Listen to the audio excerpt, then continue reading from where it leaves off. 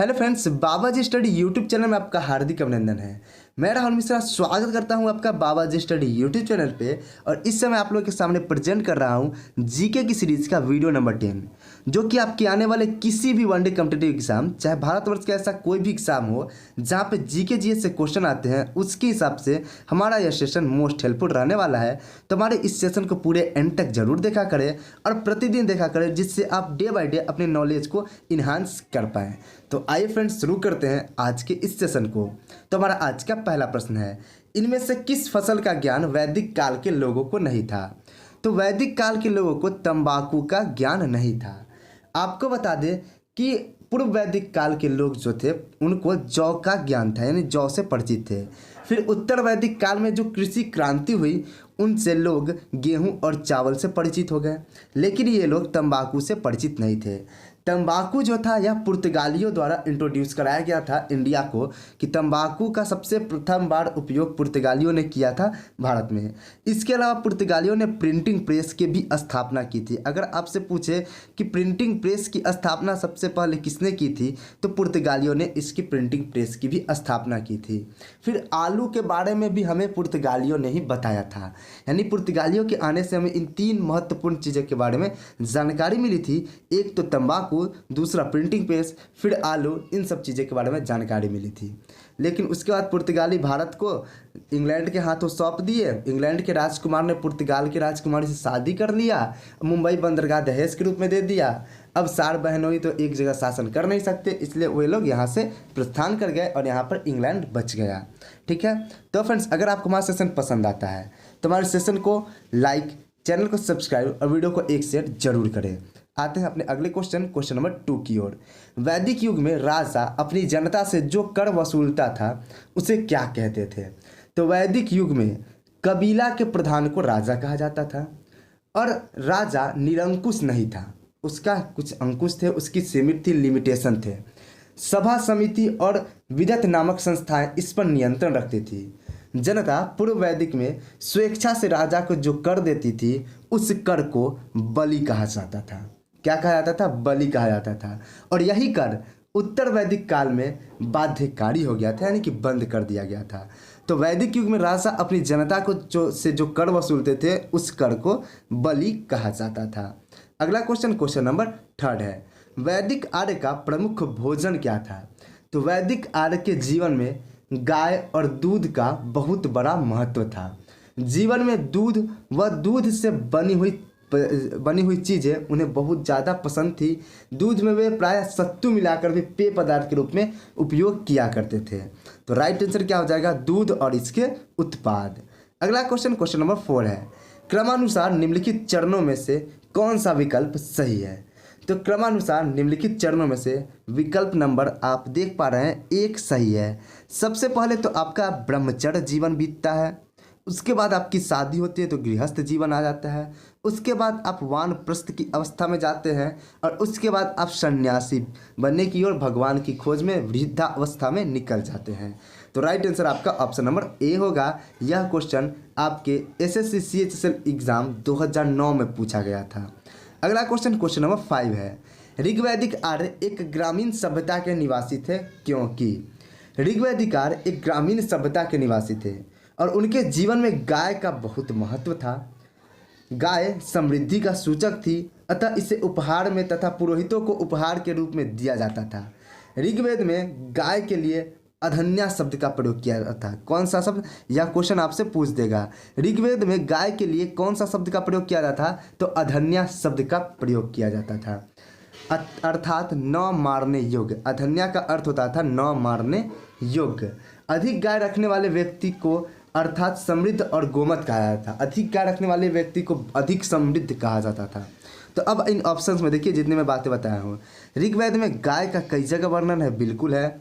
बहुत सारे युद्ध गाय के लिए लड़े गए, जी हाँ लड़े गए। पुरोहित को उपहार के रूप में गाय दी जाती थी, जी हाँ पता है। आपका right answer option number D हो जाएगा, उपयुक्त सभी। अगला क्वेश्चन नंबर हमारा 6 है।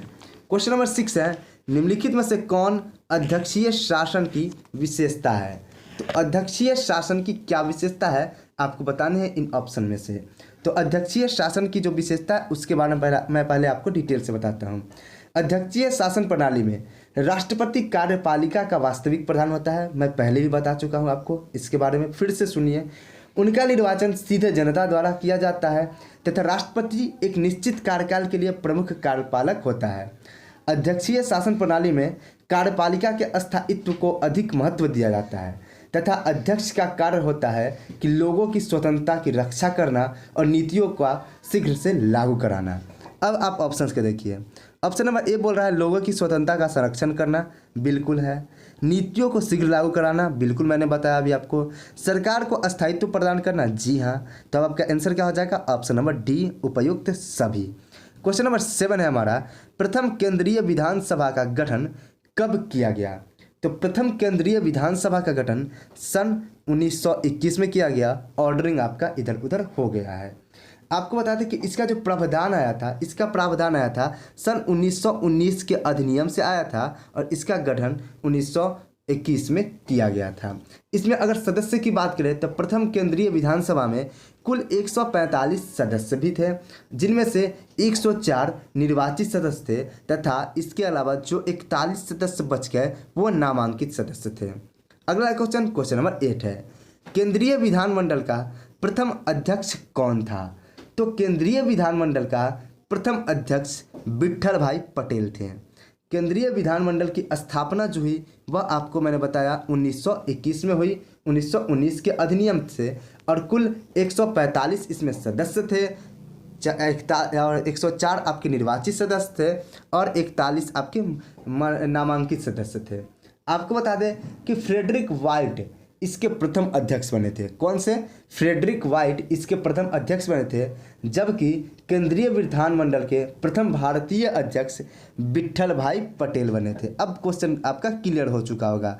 क्या क्वेश्चन क्लियर हुआ? अब देखिए क्वेश्चन यहाँ पर था कि केंद्रीय विधानमंडल का प्रथम अध्यक्ष कौन था, तो आपके ऑप्शंस में है यहाँ पे विट्ठल भाई पटेल, तो आप इसको टिक करेंगे। लेकिन इसका जो सबसे पहला अध्यक्ष था वे थे, मैं आपको यहाँ पर लिख रहा हूँ, फ्रेडरिक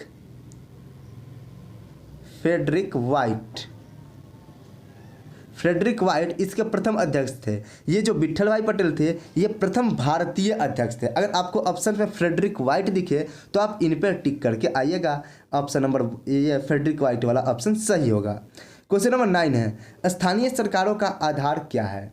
तो स्थानीय सरकारों का आधार जो होता है वह लोकतंत्र ही होता है। स्थानीय सरकार लोकतंत्र के आधार पर काम करती है, अर्थात जनता का शासन होता है। अगला क्वेश्चन नंबर 10 है, सर्वसत्ता संपन्न संसद की अवधारणा किस देश की देन है? तो सर्वसत्ता संपन्न संसद की अवधारणा इंग्लैंड की देन है। इसकी शक्तियों पर कोई रोक नहीं है क्योंकि वहाँ पर कोई लिखित संविधान भी नहीं है तथा न्यायपालिका को संसद के कानून की न्यायिक समीक्षा करने का कोई अधिकार भी नहीं है। तो आपका राइट आंसर क्या हो जाएगा? राइट आंसर हो जाएगा ऑप्शन नंबर ए, इंग्लैंड की देन है। अब चलिए अगला क्वेश्चन नंबर 11 देखते हैं। समुद्र में ज्वार भाटा कब उत्पन्न होता है? तो समुद्र में ज्वार भाटा मैंने आपको बताया था पिछली क्लास में भी, चलिए फिर से बताता हूँ। ज्वार भाटा की उत्पत्ति सूर्य एवं चंद्रमा के आकर्षण बल तथा पृथ्वी पर उत्पन्न होने वाले अपकेंद्रीय बल के कारण होती है। पृथ्वी का जो भाग चंद्रमा के सम्मुख पड़ता है वहाँ पर प्रत्येक 24 घंटे में 2 बार ज्वार आता है। तो आपका राइट आंसर इन ऑप्शंस में से क्या हो जाएगा? ऑप्शन पढ़िए, चंद्रमा पर पृथ्वी का आकर्षण, बिल्कुल नहीं। सूर्य का पृथ्वी पर आकर्षण, बिल्कुल नहीं। पृथ्वी पर सूर्य का आकर्षण यह आपका हो सकता है। नेक्स्ट, पृथ्वी पर चंद्रमा और सूर्य का आकर्षण। तो मैंने आपको क्या बताया था कि सूर्य और चंद्रमा के आकर्षण बल के कारण यह उत्पन्न होता है। तब ऑप्शन देखिए कि सूर्य और चंद्रमा का आकर्षण बल कहाँ पे है? तो आपके ऑप्शन में दिख रहा है पृथ्वी पर सूर्य का आकर्षण बल, जो कि आपका करेक्ट आंसर होगा option number C. Question number 12 है, निम्नलिखित में कहाँ पर खगोलीय पदार्थ हीलियम-4 बहुतायत में होता है? तो हीलियम-4 सबसे ज़्यादा कहाँ पाया जाता है? तो हीलियम-4 आपका सबसे ज़्यादा पृथ्वी पर ही पाया जाता है। हीलियम-4 पृथ्वी की खगोलीय पदार्थ हीलियम-4 है। पृथ्वी पर निम्नलिखित विभिन्न प्रकार के पदार्थ भी पाए जाते हैं। जैसे बात करें अगर ऑक्सीजन की, तो ऑक्सीजन पाया जाता है, सिलिकॉन पाया जाता है, एल्यूमिनियम, फेरम, कैल्शियम, ये सारे पदार्थ पृथ्वी पर ही पाए जाते हैं और हीलियम 4 भी आपका पृथ्वी पर पाया जाता है। यह क्वेश्चन आपके CGL 2016 के एग्जाम में पूछा गया था, बहुत ही प्यारा सा क्वेश्चन था। क्वेश्चन नंबर 13 है, पृथ्वी अपनी धुरी पर कितने डिग्री झुकी हुई है? तो पृथ्वी अपनी धुरी पर 23.5 डिग्री झुकी हुई है। Right answer option number A हो जाएगा। क्वेश्चन नंबर 14 है, पृथ्वी एक बार में अपनी अक्ष पर कितने समय में घूमती है? तो पृथ्वी एक बार में अपने अक्ष पर 23 घंटे 56 मिनट और 49 सेकंड में एक घूर्णन पूरा करती है। 23 घंटे 56 मिनट और 49 सेकंड में अपनी एक घूर्णन पूरा करती है। इसे पृथ्वी का घूर्णन या परिभ्रमण गति भी कहा जाता है और इसके कारण ही पृथ्वी पर दिन एवं रात होते हैं। जिस दिन पृथ्वी घूमना बंद कर देगी तो हमारा पास रात रहेगा, तो हमारे पास रात ही रहेगा, दिन रहेगा तो दिन ही रहेगा, परमानेंट। क्वेश्चन नंबर 15 है, यहाँ पर दिन तथा रात एक समान होते हैं, मतलब कि कहने का सेंस है कि कहाँ पर दिन तथा रात एक समान होते हैं। तो आपको बता दें कि भूमध्य रेखा पर दिन एवं रात एक समान होते हैं।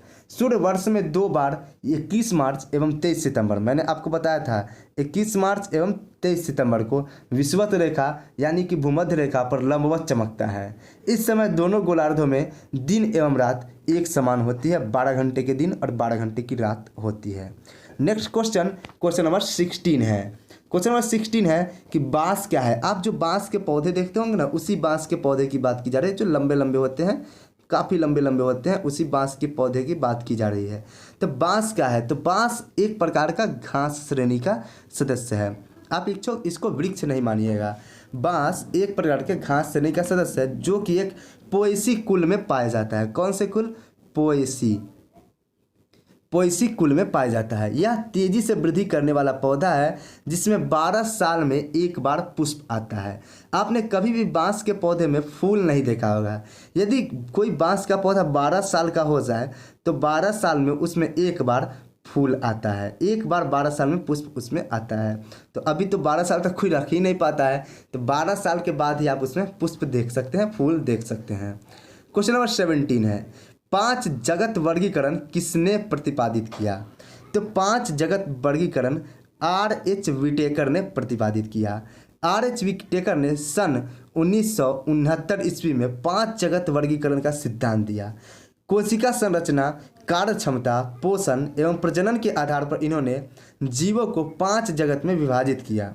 आपको बता दें कि मोनेरा, प्रोटिस्टा, कवक, पादप और जंतु जगत, ये 5 प्रकार के जगत थे। अगला क्वेश्चन नंबर हमारा 18 है। क्वेश्चन नंबर 18 है, शीतकाल में एक मोटी कमीज की अपेक्षा 2 पतली कमीज हमें अधिक गर्म क्यों रखती है? तो आपको बता दें कि 2 पतली कमीज के बीच फंसी हुई हवा उष्मा के कुचालक की तरह कार्य करती है तथा शरीर की उष्मा को बाहर नहीं जाने देती है। इसीलिए 2 पतली कमीजें मोटी कमीजों की अपेक्षा शरीर को अधिक गर्म प्रदान करती है। तो आपका राइट आंसर क्या हो जाएगा? ऑप्शन नंबर सी हो जाएगा। 2 कमीजों के बीच वायु की परत रोधी माध्यम के रूप में काम करती है।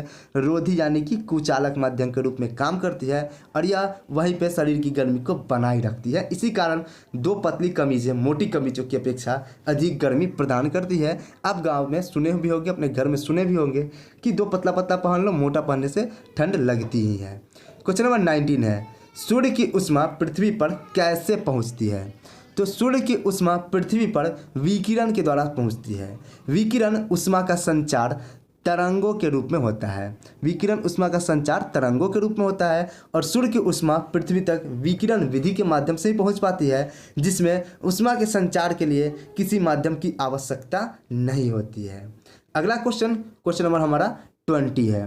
क्वेश्चन 20 हमारा, निम्न में कौन ऋण आवेशित कण है? तो ऋण आवेशित आपका कौन होता है? तो आपका प्रोटॉन ऋण आवेशित नहीं होता है, न्यूट्रॉन तो 0 ही होता है, पॉजिट्रॉन पॉजिटिव ही होता है, बच क्या गया? इलेक्ट्रॉन। तब जहाँ भी ऋण आवेशित की बात करें आप वहाँ पे आंख बंद करके इलेक्ट्रॉन टिक करके आइएगा, आपका वह करेक्ट आंसर होगा।